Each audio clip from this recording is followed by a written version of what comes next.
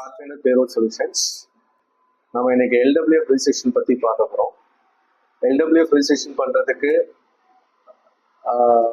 lwmis.lwp.tn.gov.in இந்த லிங்கை வந்து கூகுள் பண்ணிக்கங்க.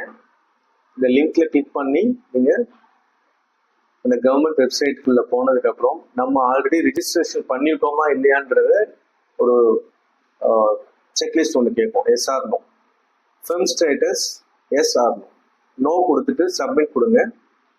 நம்மளோட ஃபர்ஸ்ட் சைன் அப் பேஜ் போயிடும். நம்மளோட ஃபார்ம் டீடைல்ஸ், நம்ம கம்பெனி நேம் என்ன, நம்ம கம்பெனியோட ஜிஎஸ்டி நம்பர் என்ன, நம்ம எந்த கேட்டகரி ஆஃப் சர்வீசஸ்ல நம்ம செலக்ட் பண்ண போறோம். இதுல வந்து ஷாப் அண்ட் எஸ்டாப்ளிஷ்மெண்ட் எல்லா கம்பெனிஸும் வந்து ஆஃபீஸர்ஸ் இந்த மாதிரி இருக்கிறதுல வந்து ஷாப் அண்ட் எஸ்டாப்ளிஷ்மெண்ட்ல பண்ணுங்க. ஃபேக்ட்ரி, கான்ட்ராக்ட் லேபர்ஸ் இவங்கெல்லாம் வந்து அதில் ஆப்ஷன் கேட்கறதுக்கு ஏற்ற மாதிரி நம்ம செலக்ட் பண்ணிக்கணும். நம்ம நேச்சர் ஆஃப் பிஸ்னஸ் என்னவோ அதை நம்ம செலக்ட் பண்ணிக்கணும், நம்ம என்டர் பண்ணிக்கணும். அதுக்கடுத்து நம்மளோட mail ID and date of inception, date of setup, நம்ம கம்பெனி என்னைக்கு ஆரம்பிச்சோம்.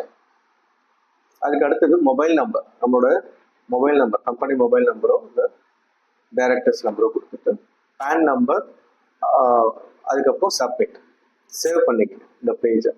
ஃபார்ம் டீடைல்ஸ் சேவ் பண்ணதுக்கப்புறம் நம்ம எம்ப்ளாயர் டீடைல்ஸ், கம்பெனிக்கு நம்ம ரிஜிஸ்ட்ரேஷன் பண்ணிட்டோம். அந்த கம்பெனியோட அட்ரஸ், எந்த அட்ரஸில் நம்ம ஃபங்க்ஷன் பண்ணுறோம், எந்த அட்ரஸ்க்கு நம்ம LW ரிஜிஸ்ட்ரேஷன் பண்ணுறோம். அட்ரஸ், டிஸ்ட்ரிக்ட் வந்து அந்த கம்பெனி எங்கே இருக்கோ அதோட டிஸ்ட்ரிக்ட், அதோட முனிசிபல் கார்பரேஷன்.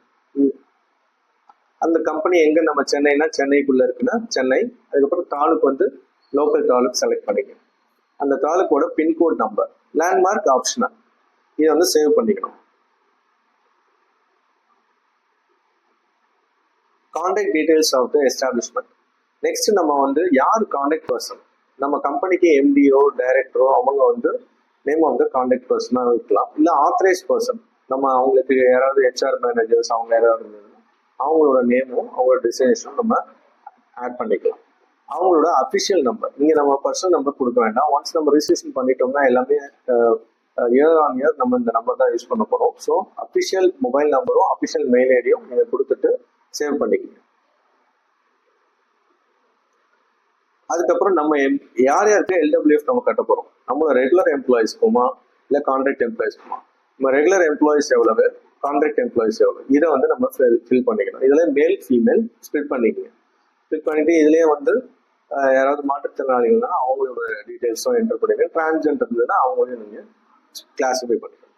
ஒன்ஸ் இதை சப்மிட் பண்ணதுக்கு, இதை சேவ் பண்ணதுக்கு அப்புறம் என்னென்ன டாக்குமெண்ட்ஸ்லாம் அவங்க கேட்குறாங்களோ இதெல்லாம் ஆப்ஷனல் தான்.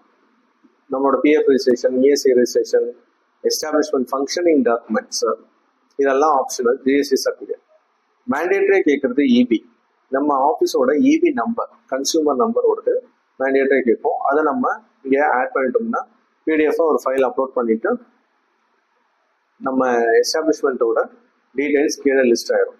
இந்த லிஸ்ட் ஆன உடனே இந்த டீடைல்ஸ் எல்லாத்தையும் ப்ரிவ்யூ ஒன்று பார்த்துக்கணும். நீங்கள் சப்மிட் கொடுத்த உடனே ப்ரிவ்யூ போயிடும். ப்ரிவ்யூவில் நீங்கள் எல்லா டீடைல்ஸும் செக் பண்ணிட்டு சப்மிட் கொடுத்தீங்கன்னா, சப்மிட் கொடுத்ததுக்கப்புறம் ஒரு ரெஃபரன்ஸ் நம்பர் ஜென்ரேட் ஆகும். இந்த ரெஃபரன்ஸ் நம்பரை சேவ் பண்ணி வச்சுக்கணும். ஒரு 1 வீக் 10 டேஸ்க்குள்ள உங்களுக்கு உங்களோட அஃபிஷியல் மெயில் ஐடி என்ன ரிஜிஸ்ட்ரேஷன் பண்ணீங்களோ அந்த மெயில் ஐடிக்கு உங்களுக்கு ரிஜிஸ்ட்ரேஷன் வந்து சக்ஸஸ்ஃபுல்லி டன் சொல்லி உங்களுக்கு ஒரு அக்னாலஜ் பார்க்கணும்.